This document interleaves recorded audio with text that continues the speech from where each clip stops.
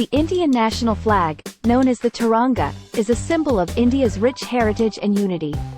It consists of 3 horizontal stripes of saffron, white, and green, with the Ashoka chakra in the middle. The saffron stripe represents courage and sacrifice, while the white signifies truth and peace. The green stripe symbolizes faith and fertility. The Ashoka chakra, a 24-spoke wheel, stands for progress and movement.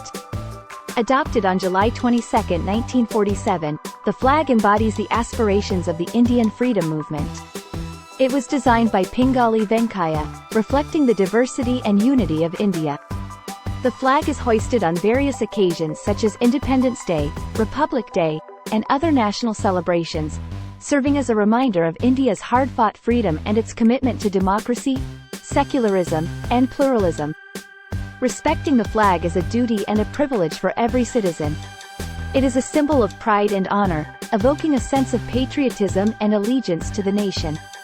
In conclusion, the Indian national flag is not just a piece of cloth, it is a cherished emblem that embodies the spirit of India and serves as a beacon of hope, freedom, and unity for generations to come.